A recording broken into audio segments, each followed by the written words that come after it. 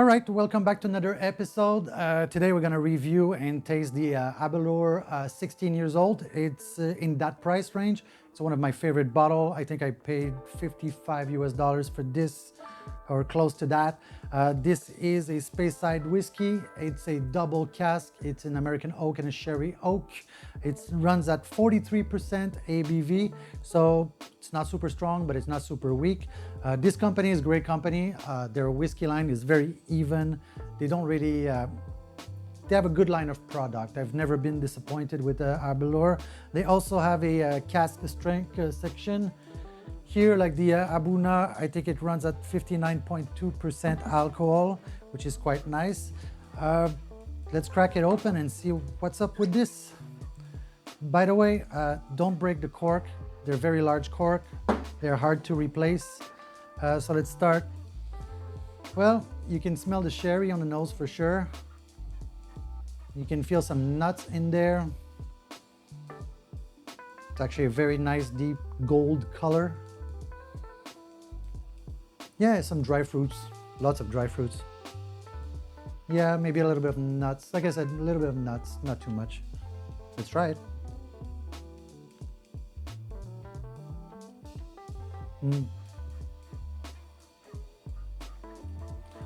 The first thing I would say, it's very refreshing.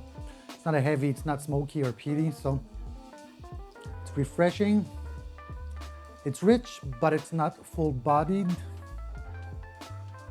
get floral. Yeah, it tastes like red apple a little bit, and a hint of caramel. I like the fact that it's very refreshing and smooth. Like smooth, very, very smooth. It's a good 16 years. It's a good showing. Unlike the Highland Park 16, which was a kind of a disaster bottle.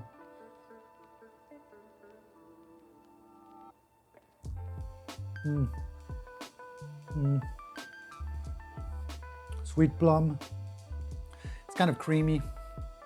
It's a bit of oil, but not like, more like creamy, yeah, no oil. There is no burn at the end. There's no aftertaste of cayenne pepper or cinnamon or ginger, nothing like that. Actually, the finish is quite easy going. It disappears pretty fast. I think this is a great dinner whiskey. Any red meat, after any red meat, I would have this. I think it's a nice evening whiskey as well. If I was gonna rewatch Lord of the Ring, 9 hours in the middle of a hurricane, it'd be a nice bottle to have with me.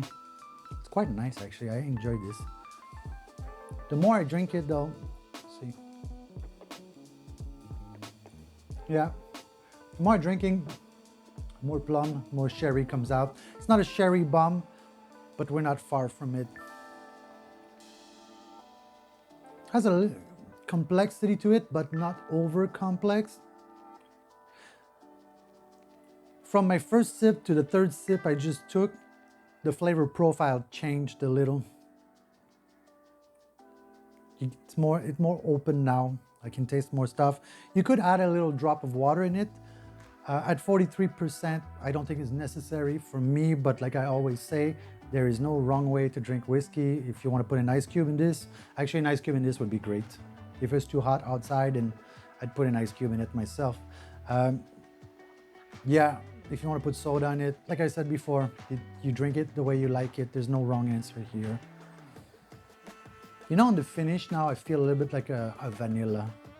I think for $55, depending on where you live, I know some states have higher taxes, or England, they're crazy with taxes. I paid 55 bucks for this, 55, 57. I think is a very, very good return on what you paid. For the same price, the Highland Park 16 there, it's a 1 liter bottle, was a complete disappointment. So yeah, I think it's a great bottle to share with people who don't drink whiskey a lot, because it's non-offensive whiskey. There's no smoke, there's no peat, it's not harsh, there's no bitterness, it's not sour. Share with the ladies, or share with your mom, your dad, and have a nice conversation. Does it have its place at a poker game? I think it does actually. I think it keeps the mood of the conversation light and high and happy. Maybe sometimes you go a little bit too peaty, too smoky. The conversation brings down because everybody feels a little bit heavier. This is not it. This is light and happy. And here, spring. Think of spring after winter. It's kind of like that. That's how refreshing it is. Yeah, I want to drink more of it now. Makes me happy.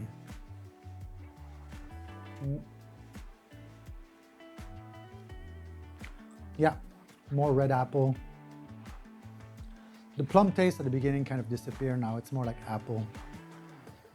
I really enjoy this. I'm gonna put this in my favorite stack, I think.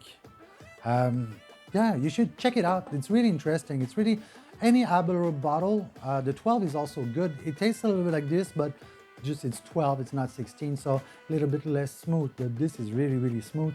The Abuna here is one of my favorite bottles, you can see. There's not much left in this one, and that was a batch 66, so I can't buy more of it. I think they're batch 69 now.